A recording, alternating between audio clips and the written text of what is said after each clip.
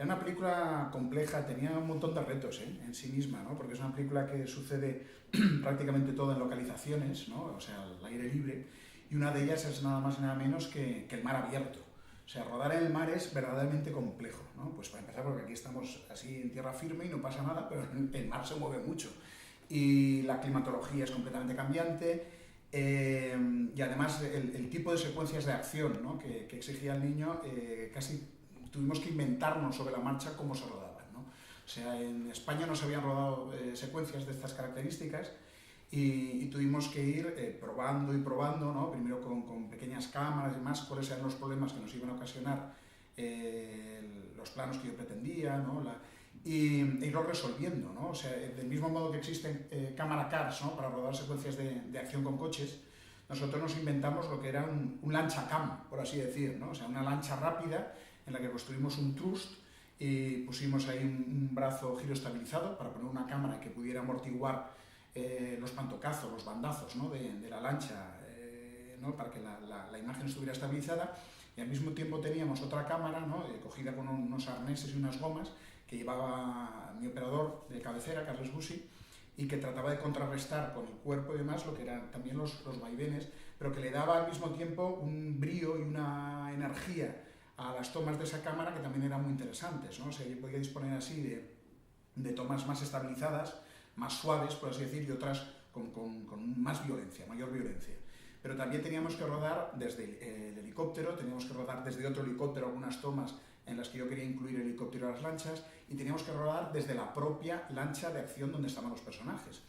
Y esto era verdaderamente complejo, ¿no? Porque era una lancha que estaba llena de fardos de hachís, de atrezo, pero que tenían que estar allí porque según donde dispusieras la cámara, pues tenían que verse. Entonces teníamos que abrir hueco entre los fardos y ahí nos metíamos parte del equipo, ¿no? Estaba yo con un monitor de rodaje, estaba el de sonido con la percha, estaba el operador con un maquinista, el ayudante de dirección, e íbamos pues, recibiendo unos golpes tremendos en todas las partes del cuerpo, ¿no? Yo creo que algunos de los golpes más bestias que he recibido en mi vida ha sido rodando estas secuencias de acción, pero el resultado es espectacular, porque lo que yo buscaba era que no fuera un tipo de acción de efectos digitales, ¿no? Que todo fuera hecho o bien con modelos de 3D o por capas, sino que fuera una acción física, ¿no? Y que el espectador la recibiera con esa fisicidad, si me permites el adjetivo, que creo que no existe, pero con esa intensidad, ¿no? O sea, que yo quería que el agua prácticamente mojara al espectador, ¿no?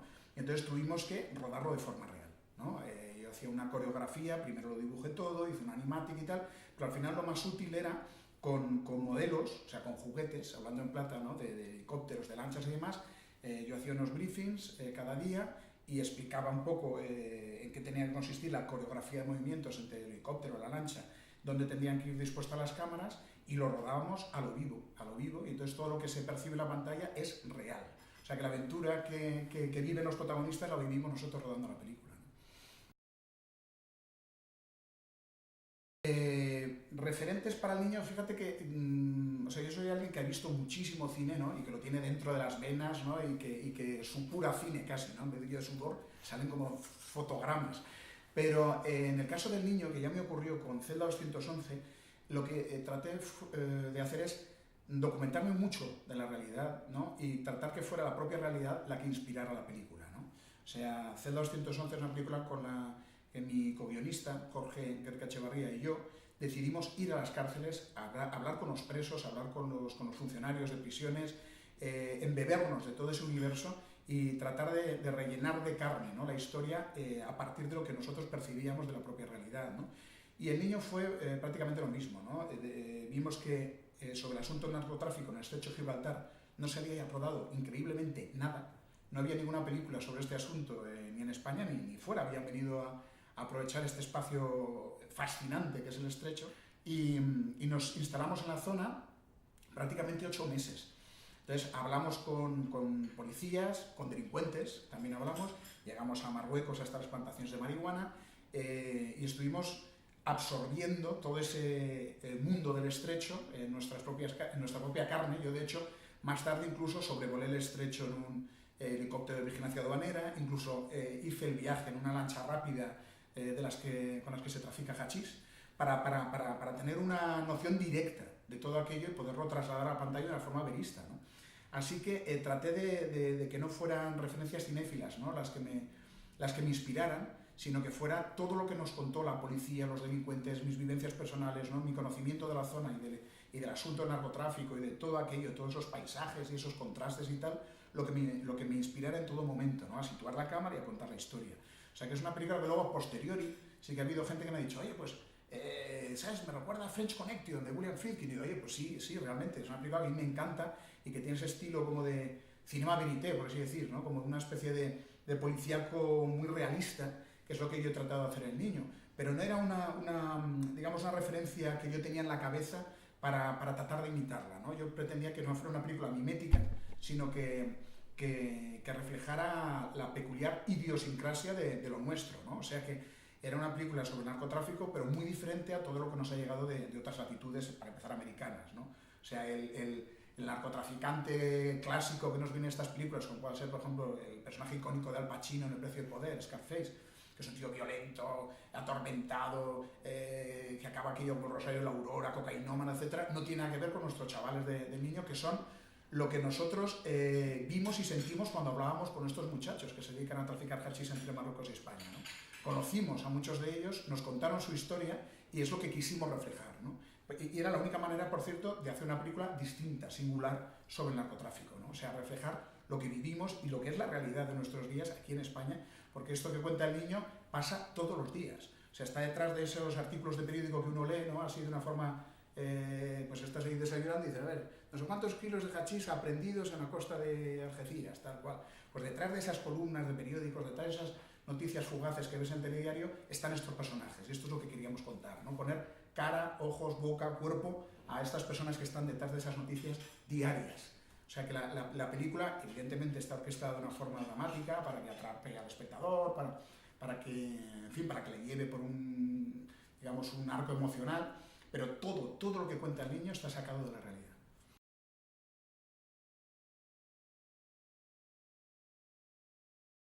O sea, a medida que Jorge Caricachivarría y yo hacíamos este proceso, digamos, de investigación, ¿no? En la zona, y nos pusimos a hablar con los gomeros son los que pilotan las lanchas rápidas con las que se trafica hachís, las llaman gomas, porque tienen estos flotadores de gomas a los lados, y claro, cuando nos sentamos con ellos y empezamos a escucharles hablar, con ese acento tan peculiar, ¿no? Gaditano, del sur, con su peculiar forma de entender la existencia y su entorno, porque es un entorno muy concreto y muy determinado. Y yo les escuchaba hablar, ¿no? Yo durante todo ese proceso iba como asimilando el estilo que tenía que tener la película, ¿no? Que era un estilo que cada vez veía más claro que tenía que tener un aire casi como documental.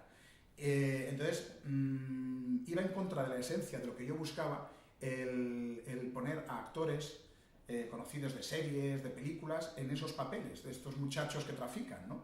Yo quería que al espectador le llegara de una forma muy directa, muy real, muy veraz, y me di cuenta que la única manera era sacar a gente de la zona y que fueran ellos los que interpretaran estos papeles, ¿no? Entonces, hombre, esto era muy arriesgado, porque claro, por un lado, en la parcela de los policías sí me podía permitir contar con titanes de la interpretación de la talla de Luis Tosar, de Sergi López, de Eduard Fernández, de Bárbara Leni, que son los que finalmente han interpretado los papeles y que están extraordinarios. Ellos pueden jugar en ese terreno de naturalismo que yo quería, ¿no? que tuvieran también los retratos de los policías, ¿no? Nada de épica impostada de otras latitudes, sino que fuera seres humanos de carne y hueso que los reconocieras, ¿no? Como auténticos, como reales, ¿no? Que la figura a veces de los policías a mí no me gusta de qué manera se trata, ¿no? En lo audiovisual de aquí, ¿no? Y ellos lo hicieron de maravilla, pero sí me lo podía permitir en el caso de los policías, pero en el caso de los chavales quería que fueran en efecto gente de allí, con una extracción social, con un acento, con una verdad, ¿no? que le aportara a la película ese plus, digamos, de autenticidad que yo buscaba. Así que hicimos con mis directoras de casting extraordinarias, con las que había trabajado en C211, Eva Liga y Yolanda Serrano, un casting activo, que digo yo, no pasivo, no esto de que pones un cartelito en un periódico y dices tal día en tal teatro, que se pasen todos los interesados en un casting para la película, no, porque por lo general ahí va gente que no responde al perfil que tú buscas.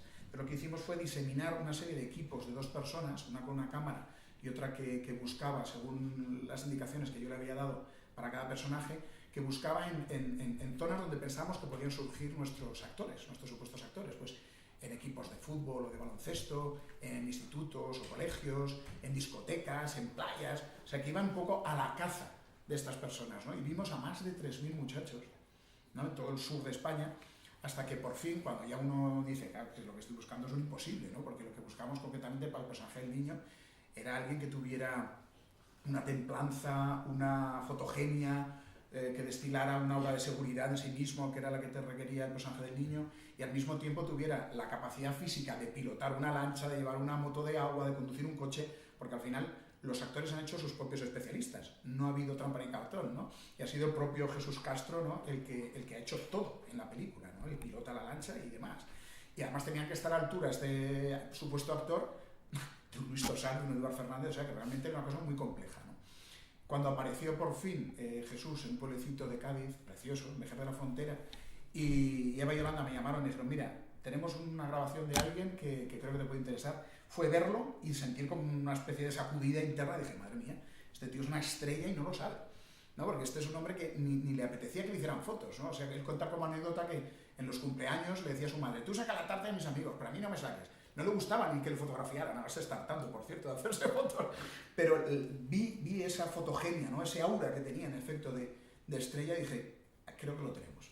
Entonces ya bajé al sur, estuve tratando con él, le hicimos algunas pruebas de improvisación y vi que además tenía, no solo era la planta, sino que tenía la capacidad de entrar en un terreno, digamos, de ficción y no salirse de él.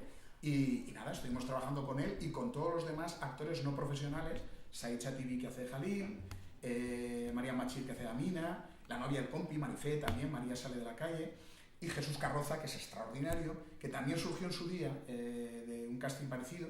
O sea, es un tío que no tenía ninguna formación como actor, ni pretendía ser actor, y que también lo descubrió en Eva y Yolanda, y que su primera película fue Siete Vírgenes, que está extraordinario. O sea, que ese grupo, digamos, de adolescentes o de jóvenes y tal, surge directamente de la realidad, ¿no? Y eso es lo que yo quise que aportaran a la película, ¿no? Entonces, lo que hice fue también ir adaptando de alguna forma los personajes a las personalidades de los propios muchachos, ¿no? Porque uno de los grandes retos que yo tenía como director era precisamente en el capítulo interpretativo que aquello fuera homogéneo, o sea, que no pareciera por un lado una cosa amateur y por otro lado una cosa profesional, ¿no? Y tuve que acercar, pues, digamos, la manera de interpretar de un Eduard, de un Luis, etcétera, un poco siendo como son dos universos distintos al principio, ¿no? Como aparentemente separados y que acaban confluyendo. Pero claro, todo tenía que tener una homogeneidad que de verdad a mí esto era uno de los grandes vértigos, ¿no? Que yo tenía como director, ¿no? El capítulo interpretativo, ¿no? Así que fue un año el que yo me tiré con ellos para que ellos se familiarizaran conmigo, yo con ellos, para conocerles, para que se fueran metiendo en los personajes y familiarizando con el hecho de que iban a hacer una película, entrenando con las lanchas, etcétera, y para que también ellos se hicieran amigos entre ellos y que lo que surgiera en pantalla finalmente fuera algo que fuera verdad, no una cosa impostada, ¿no? El resultado, yo estoy muy satisfecho, muy contento, y ha sido realmente una gran aventura, ¿no? Y me reafirmo en que la manera correcta de hacerlo era esa, no cogiendo actores conocidos que el espectador hubiera dicho, tío, tú me quieres hacer pasar esto por una realidad, si a este tío lo conozco de 14 series, sino de esta manera, ¿no? O sea, que se sienta el espectador, ve a Jesús Castro y para él es el niño.